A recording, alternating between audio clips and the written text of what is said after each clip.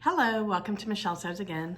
I'm Michelle, and it is day 25 of Vlogmas, so I went an extra day just because I didn't know any better, but it's all good because now I get to wish those of you that celebrate Christmas a Merry Christmas, and I am so excited to bring you my number one favorite makes countdown Vlogmas.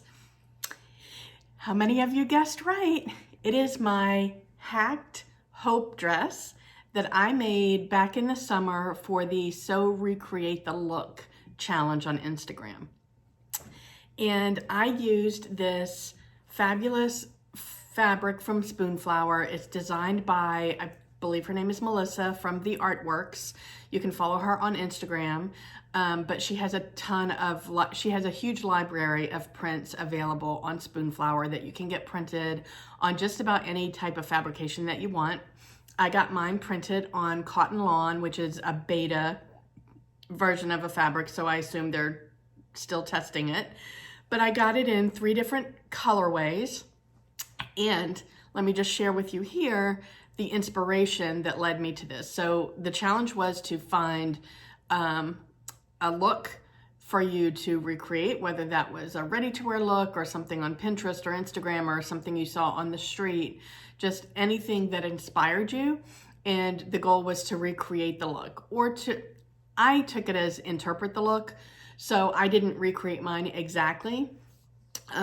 There are little bands of ribbon in between the tiers on my inspiration shot, and it's slightly shorter. It's above the knee, and I don't do above the knee dresses. It doesn't suit me, so I lengthened mine as well.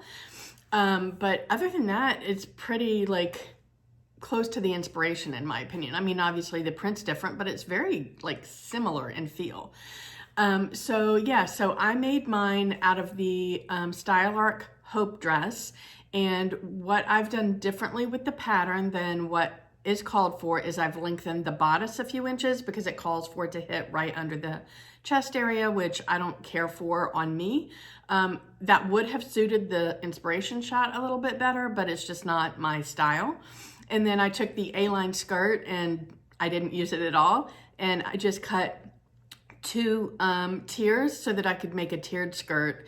And I did that. I was talking to Mari from Mari Sews, and she suggested that usually you do 1.5 times the tier that you're gathering into. So I did 1.5 times for the first tier, 1.5 times my bodice width, and then for the bottom tier, I did 1.5 times that first tier length so that there would be gathers. And it was that simple. I decided how deep I wanted the depth. And then the 1.5 times was the decision for the length. And it worked out perfectly. I put in pockets in the first tier. And honestly, so I used 3 different fabrics, like I said, from Spoonflower. It's called Fleurs. And it's available in a lot of different colorways. So you can see here the base of the color is different on each of them. It also comes in different scale. So I've got the largest scale, might not be the largest, but of the 3 that I've used, the largest scale is the white. Then I've got the turquoise, and then a yellow. And I just thought those 3 colors worked really well together to make me very happy. And I love this dress. There's not a thing about it that I would change. You know, even in some of my top makes, if I made this again, I would change this or, tweak this. There's nothing about this one that I would change. I love it so much. I love the way that it fits. It fits my bodice perfectly. It's not too tight. It's not overly baggy and boxy. And then the length of it hits me exactly where I like. And I'm super happy. Every single time I've worn this outside of my house, literally every single time I've gotten a compliment on it, which just makes my heart sing. And obviously it's a little ego boost, but and I don't even bother telling most people that I've made it, but it makes me happy that I get compliments on it and that other people appreciate it. I would love to know, did you guess that this was my number one? Let me know in the comments. Anyway, so I've styled it for you 2 different ways, which are, you know, I don't do a whole lot different with this when I wear it except change up my shoes. So the first way that I've styled it is with a denim jacket and my white shimmery Vans that I've shared with you before. And it's just a simple casual look. I wear it with my Vans most of the time, quite frankly, but not the jacket, because I don't need the jacket. But I just thought that made a cute, like, different look. And then the second way that I styled it for you is with the infamous 3 color, they're not primary colors because there's hot pink in there, but the 3 color Steve Madden sandals that look like they were literally made for this dress. I can't speak highly enough about those sandals. They're super comfortable, they're super cute, and the fact that they go with so many things in my wardrobe just kind of tells you what my color palette is. So yeah, those are the 2 ways that I've styled it for you. I just did simple jewelry. I did, you know, I've got these ruby and diamond stud earrings and some gold hoops. I didn't wear a necklace.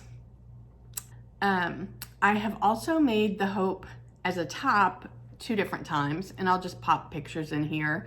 They're both cute tops. They didn't make it into my favorite list, but they're fun. I wear them both. You know, they're just cute because what I love about this pattern is the raglan sleeve, the raglan puffy sleeve. It's like the perfect sleeve for me. So I definitely see some more Hopes in my future. I don't know. I'd love to know, have you made the Hope dress? Do you like it? There's tons of them on Instagram. If you made it, would you tweak it like I did with this one? So this is it, guys. This is number 1 out of everything that I've made over the last 1.5 years. Do you agree? Would you have picked something different? I'd love to know. Let me know in the comments. So I just want to take this opportunity to thank you all so much for joining me on this YouTube journey. I've been having such a blast. I love Vlogmas. I really enjoyed Vlogtember and September when I was posting every day. When I first started this channel, I had no expectation that anybody was going to be interested in anything that I had to say. So the fact that there are so many of you that follow along and you know, comment all the time, I can't tell you how much I appreciate the comments and the interaction. I get so much good feedback and good recommendations and suggestions and tips, and you guys teach me so much. This has been so much more rewarding than I ever expected it to be. And so I just want to wish you all, if you celebrate Christmas, I would love to wish you the very merriest of Christmases. If you celebrate another holiday, then I hope that it was amazing for you. And I think that we're all gonna have a much better 2022 than we've had a 2020 or 2021.